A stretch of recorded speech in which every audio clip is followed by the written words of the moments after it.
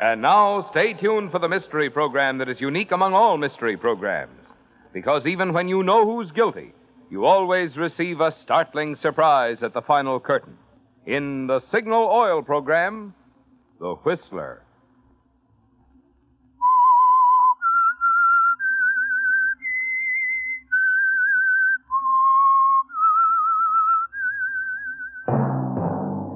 Signal, the famous Go Farther gasoline, invites you to sit back and enjoy another strange story by The Whistler.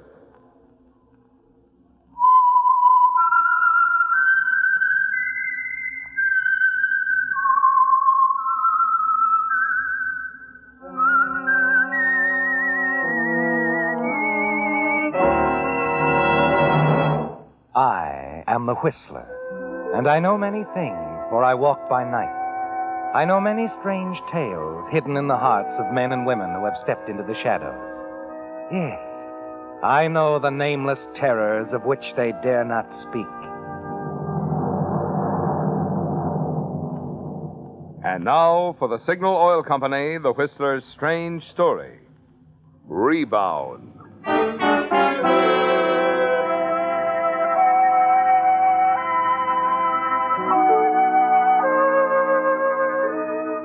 It was early evening, and the offices of Rogers and Bowman, investment counselors, had been closed for nearly 2 hours. The rows of desks were deserted, and the only light slanted in through the frosted glass partition from the outer reception room. But at the rear of the office, Henry Hutton kneeled in front of an open safe, shuffling hurriedly through a sheaf of papers spread out before him. Finally, he selected 3 negotiable bonds of $1,000 denomination, replaced the others, and, after closing the safe, started out through the open door to the reception room. And then... Oh, Mr. Hutton. Oh, Charlie, what are you doing here? Worked late. I was just leaving. Oh, but I saw you leave at 5. Oh, I just went down to grab a sandwich. Came back, finished up the filing. Oh, I see. Well, that's very commendable. See you in the morning, Charlie? Sure, Mr. Hutton. Oh, Mr. Hutton. Yes? Did you, lock the safe okay? Oh, naturally. Good. Just wanted you to be sure. Well, I'm glad you're so careful, Charlie, but everything's okay. I just came back to pick up a couple of bonds of my aunt's. We handle her account, you know. She wants to use them in a little real estate deal in the morning. See? Night. Good night, Charlie.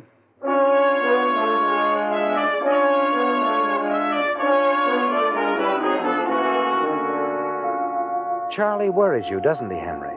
You wonder if he accepts your explanation. Part of it is true, of course. They are your aunt's bonds. But you took them for yourself to cover today's wrong guess on the stock market, just as you've done many times before. Charlie presents a problem to you, and your thoughts are on him as you hail a taxi and ride out to the party you're attending this evening. In these expensive surroundings, you hope to forget the problem of Charlie's sudden intrusion at the office and the pressure of continually losing your aunt's money on the stock market. As you take a drink from the buffet table, you see a beautiful reason to forget your troubles. Hello. Hello. Nice party, isn't it? Well, all of a sudden, it seems very nice. Never seen you before, have I? I mean, I've been to lots of parties out here, but I just came out from the east. Oh, on vacation? No, I'm going to stay here. I've taken a house. Your husband here with you? I'm not married. Oh, well, that takes a load off my mind. I don't think I'd have ever recovered if you had been. My name is Hutton, Henry Hutton. Lisa Morrell. Lisa? Mm-hmm. That's nice. That's very nice. Dance, Lisa? I'd love to, Henry.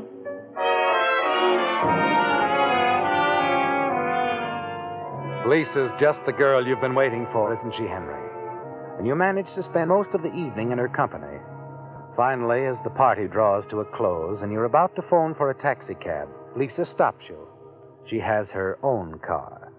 And when you slide under the wheel of her cream-colored convertible upholstered with leopard skin, you're even more impressed. Then, several minutes later, you pull the car to a stop in front of the palatial residence she's taken in Northridge. It's so late, Henry. I think you better take my car. I'll have my chauffeur pick it up tomorrow. Oh, no, that's too much trouble, Lisa. No. There's an all-night taxi stand a couple of blocks from here. I'll just walk down and get one there. Well, you're welcome to the car. I sure I am. It's not necessary. Lisa, how about dinner tomorrow night? Or am I a little quick? I'd have been disappointed if you hadn't asked me. Swell. I'll pick you up around 7. I'll be waiting. Well, Henry, you found an answer to your dreams, haven't you? If you can only marry Lisa Morrell and her money, your problems will be over. And during the next couple of months, you do everything you can to impress her. You take her everywhere, using money from your aunt's bonds as often as necessary. And finally, your efforts are rewarded. Lisa agrees to marry you, and you're sure your worries are over. Then a few days later, on your return to the office following luncheon. Hi, Mr. Hutton. Charlie? Well, you just missed seeing your aunt. Oh, she was here? Yes. I had quite a chat with her. She went to lunch with Mr. Rogers. How long ago did they leave? Just after you left. Oh, do you know where they went? No.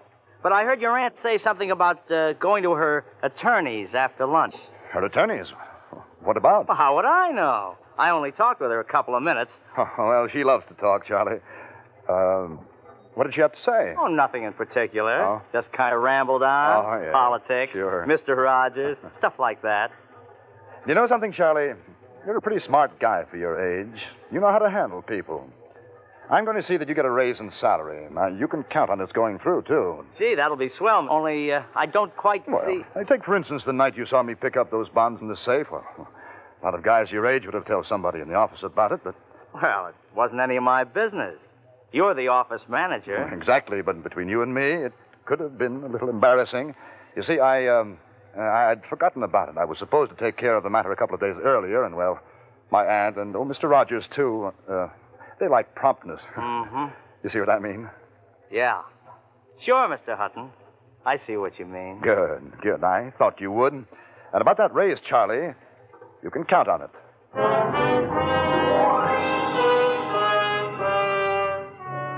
You're upset and uneasy, aren't you, Henry? But as the afternoon passes, you're sure your fears are groundless. Charlie thanks you several times for your efforts in his behalf, tries desperately to please you in every way. And when he returns, Mr. Rogers is his usual self. Yes, you're sure you're safe for a while. But until you're married to Lisa and your aunt's bonds are replaced, your situation is increasingly dangerous. You decide you must marry quickly. Late that night, after another long evening of dancing and nightclubs, in the luxurious library of Lisa's palatial house, you carefully make the move you're certain will dissolve your problems and ensure your future. And as you were sure it would be, it's a successful move, isn't it, Henry? Would it make you awfully happy, Henry? Oh, yes, it would. Happier than you know. Well, to tell you the truth, I guess I'm as impatient as you are. Am I shameless? Oh, no, you're wonderful, Lisa. We'll be married Friday. Then we can fly to Yuma and fly back to some nice spot near the ocean, say Monterey, and spend a couple of days there, then come back to town. And later we'll take a real honeymoon. Anytime you say, darling. Happy now? I guess I'm the happiest guy in California.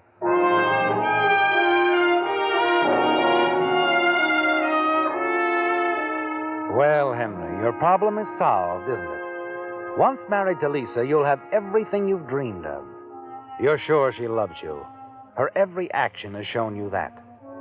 And you're certain that she'll never let the question of a few $1,000s worth of bonds stand between her and happiness. For the next few days at the office, things move along as smoothly as usual. You approach Mr. Rogers regarding the raise you promised Charlie Rockwell. He listens attentively and agrees to grant it. When you tell Charlie the good news, his gratitude is obvious. That raise was a master touch, wasn't it, Henry? Just before the office closes, your aunt phones and asks you to have dinner with her at home. You seem preoccupied, Henry. Oh, no, I was just enjoying the chicken, Aunt Ida. As no one can fix chicken quite like you, Aunt Ida. Sure you haven't anything on your mind? Well, of course not. I think you have. I don't know what you mean, Aunt Ida. I know about the bonds, Henry. Huh? The bonds? What bonds? You've taken $11,000 of my bonds, Henry. What have you done with them? You're wrong, Aunt Ida. Where did you ever get the idea You that shouldn't have tried to bribe that young man in your office with a raise in salary. He thought nothing of your being at the safe that evening, but when you were so anxious no one should know of it, and then offered to get his salary raised, he became suspicious. Felt it his duty to speak to Fred Rogers. Mr. Rogers, but I just left him and he didn't He say... doesn't know, Henry. When he phoned me to come in the night before last and listed the bonds which were missing, I told him you'd made several transactions for me and that everything was probably all right. Then he doesn't know. No one knows yet. I wanted to give you a chance to tell me your side, if you have one. Oh, I do, Aunt Ida. Believe me. You see, I got a tip on a stock from one of our biggest customers. It's his own company, you see. And he assured me it would be worth double the market in a few weeks. And I wanted to surprise you. What's the stock, Henry? It's International Television. I see. Very well, Henry. I want that stock by 12 o'clock tomorrow. But Aunt Ida, then... 12 o'clock, Henry, and I hope you're telling me the truth. If not, you'll have to pay the penalty. What do you mean by that? I mean that I'll have to report the loss to Mr. Rogers. Ever since your parents died, I've tried to do the best I could for you. I secured your position with Mr. Rogers, but you're a bonded employee in a position of trust. I can't abide dishonesty even in a relative.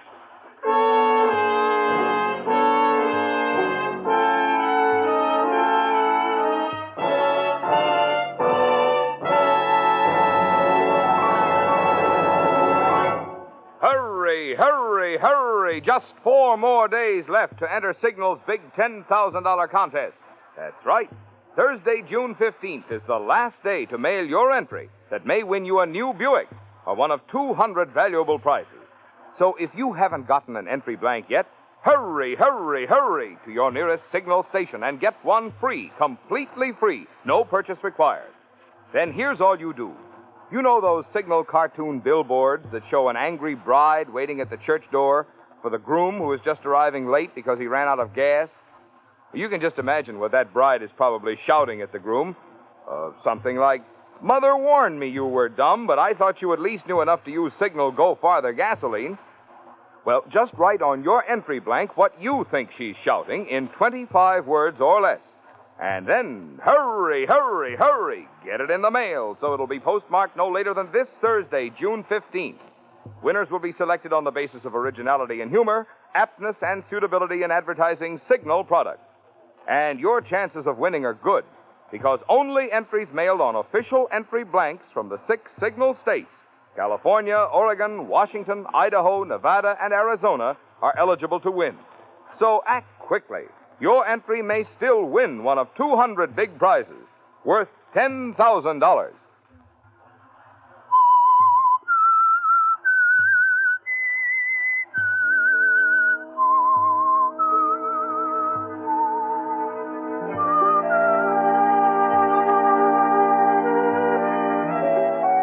Well, Henry, things aren't going so well, are they? Your marriage to Lisa Morrell is only a few days away, but now you're threatened with disgrace, loss of position, imprisonment. You decide you must do something right away. As you glance around the room, you notice the electric clock on the wall. It's a little past 7, and you wonder if Lisa is at home. You'll have to turn to her now, won't you, Henry? Find some way to explain your sudden need for quick cash. It's not the way you'd hoped it would go, but it seems the only way out. So you hide your concern and smile as you turn to your aunt. Don't worry, Aunt Ida. You'll have your stock by noon tomorrow. I'm glad to hear you say that, Henry. That will make me very happy. Happier than you know. Well, I'm sure it will, Aunt Ida. Now, if you'll excuse me, I think I'll drive over to Hollywood. I want to pick up some pipe tobacco, a couple of other things. I'll be back before long.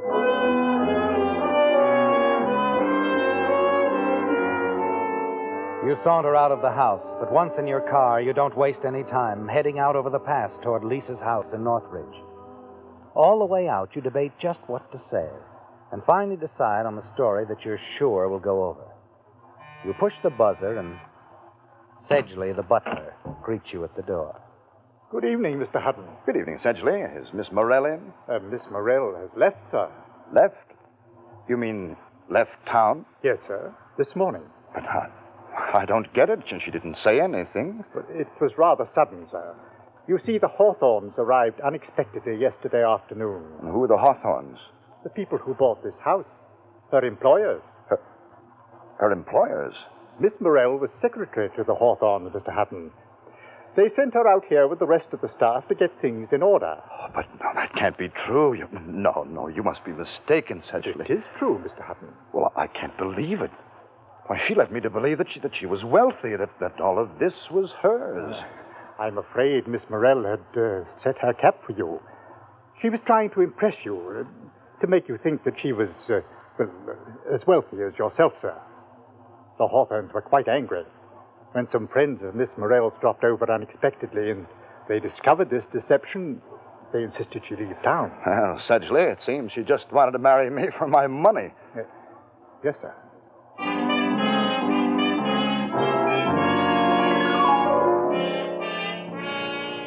Well, Henry, your vanity has played a cruel joke on you, hasn't it? Never once did it occur to you that the charming Lisa was anything but what she seemed. You were counting on her financial assistance, too. And now that she's gone, there's no chance to get the money for the stock your aunt expects by noon tomorrow. As you drive back home, you know you'll have to do something quickly. And you know what it is, don't you, Henry? Your aunt must die tonight. Once you accept that thought, a plan, a very simple plan, begins to form in your mind. And as you near your home, a comforting thought strikes you. Unpleasant as killing your aunt may be, there will be some financial gain. The remainder of her bonds, about $20,000. You can go away, Henry, and forget about everything. Yes, Henry, you're convinced that this is the one way out. As you put your car in the garage, you know exactly what you're going to do. When you enter the house, you find Mrs. Martin, your next-door neighbor, completing a visit with your aunt. Oh, hello, Henry. I was just going home. You're not leaving on my account, I hope, Mrs. Martin? Certainly not, but I must run along now, really. Henry will be glad to walk home with you, Margaret. Oh, of course I will. No need for that at all. It's only next door. Well, just the same, I'll walk you over. You won't have to wait long, Aunt Ida. I'll just be a few minutes. All right, Henry. Good night, Margaret. Good night, Ida.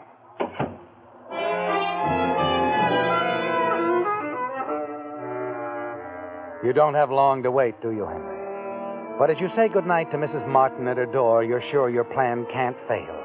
It's so simple, so final, you're certain it'll work. Once you're back home, you go up to your room and dress for bed, leaving your aunt downstairs at her reading. When you come back downstairs, you're ready to put your plan into action. Not going to sleep yet, Henry? I thought you'd gone up to bed. Well, I just remembered something I wanted to check down in the basement. I noticed something the other day. It won't take long. You turn on the basement light and start down the stairs. You must move rapidly, Henry. You stop at the third step. With deft fingers, you stretch a thin wire across the step which you've taken from your room. Make certain it's taut, and wrap it securely at each side. Turn out the basement light, and very quietly slip down the rest of the stairs. You're breathing heavily as you reach the basement floor. This next move is all important, Henry. You must be calm, and you are. You sound quite normal as you call upstairs. Aunt Ida? Yes, Henry? Did you call, Henry? The basement lights are out. Can you bring me a fuse, please? Of course. Just a moment. You hear her footsteps overhead. She's gone for the fuse. You stand there in the basement waiting. Very shortly, you hear her light footsteps approaching the door at the top of the stairs. Where are you, Henry? I can't see a thing. Just come down a few steps, Aunt Ida. I'll meet you. All right, Henry.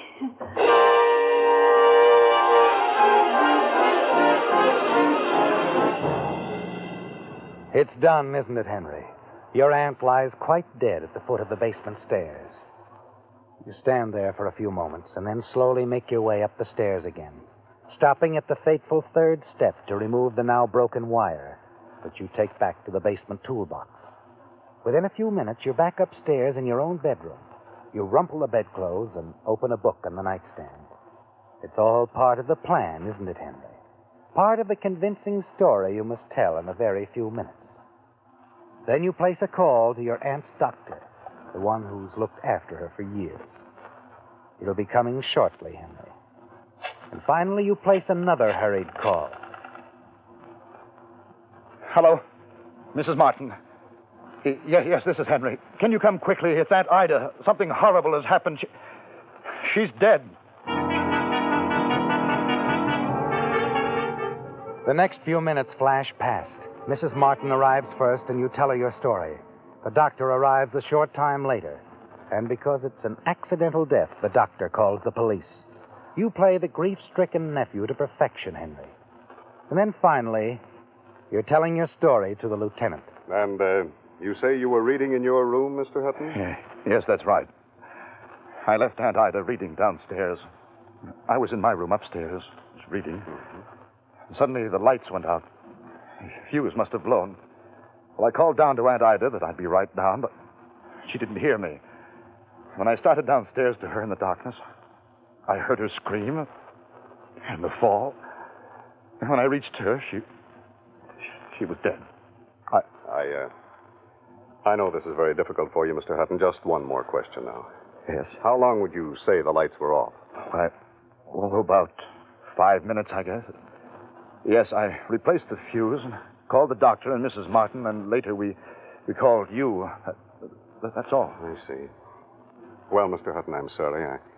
I'm sure your aunt missed her footing and fell down the stairs. It seems the only way it could have happened. Lieutenant, I'm sure you understand that I'd rather not stay here tonight. Oh, yes, of course I understand, Mr. Hutton. I'll just go up and throw a few things in the bag. I won't be long. You're welcome to leave whenever you like, Mr. Hutton. I have no further questions.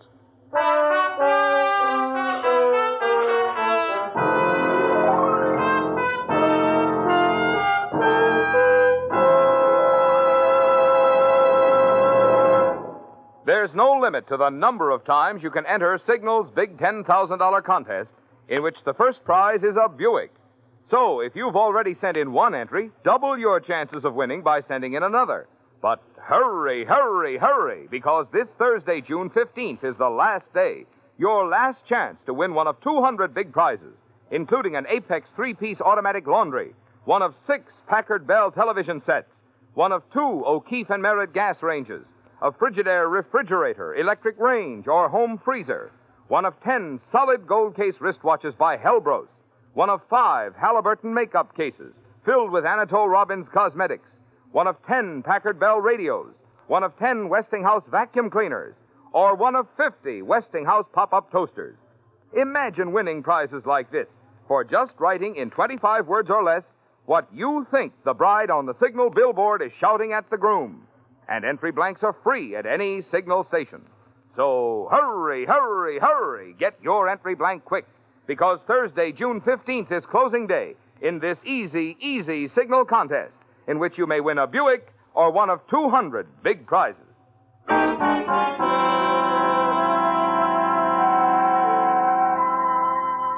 Well, Henry, it's over at last. For the first time in months, you can breathe easily, secure in the knowledge that no more questions will be asked about your aunt's missing bonds.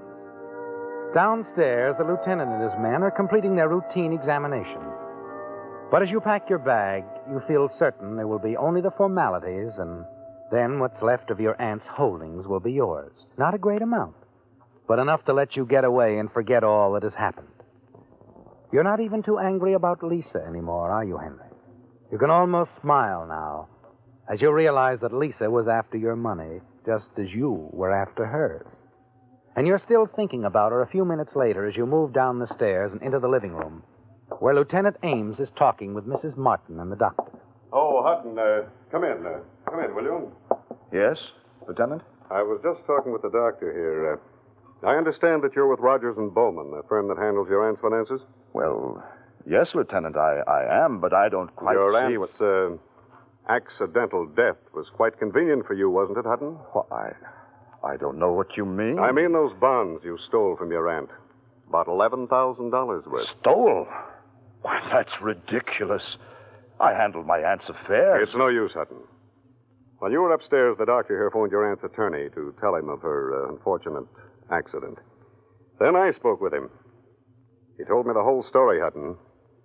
She told him yesterday she was going to expose you tomorrow. Oh, but she didn't really mean that. My aunt and I were on the very best of terms. Weren't we, Mrs. Martin? I'm sure she was quite fond of you, Henry. Yes, her lawyer told me that. But he said she was a stickler for honesty, too. Your aunt thought more of you than you realized, Hutton.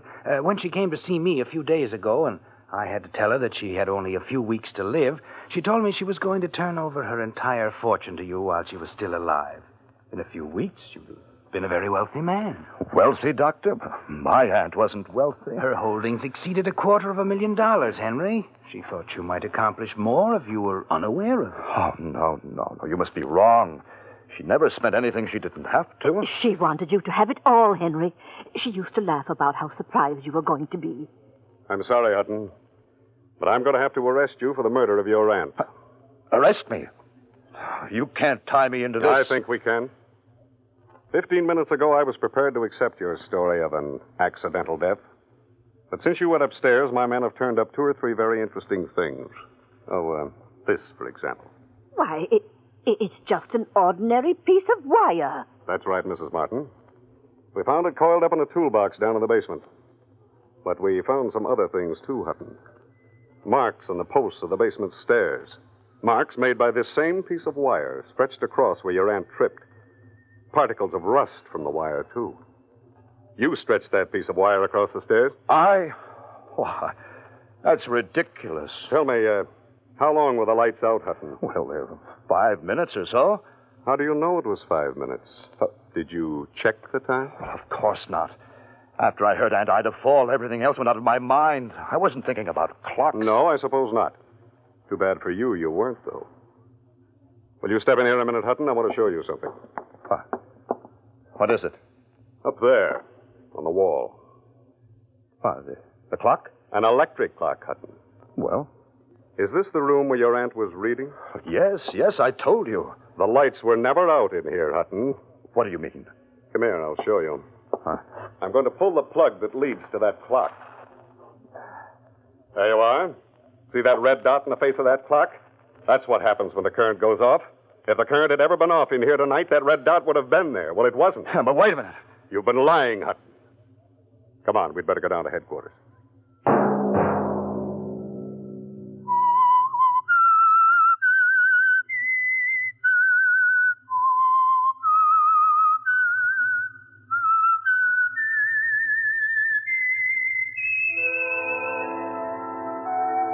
Let that whistle be your signal each Sunday for the Signal Oil program, The Whistler. And remember, this Thursday, June 15th, is the last day of Signal's $10,000 contest with 200 valuable prizes, including a Buick Super. So hurry. Ask any Signal dealer for a free entry blank. Free, no purchase required. Featured in tonight's story were Bill Foreman, John Daner, Georgia Ellis, and Gloria Gordon. The Whistler was produced and directed by George W. Allen, with story by Georgia Martin, music by Wilbur Hatch, and was transmitted to our troops overseas by the Armed Forces Radio Service. The Whistler is entirely fictional, and all characters portrayed on The Whistler are also fictional. Any similarity of names or resemblance to persons living or dead is purely coincidental. Remember, at the same time next Sunday, another strange tale by The Whistler. Marvin Miller speaking for the Signal Oil Company. This is CBS, the Columbia Broadcasting System.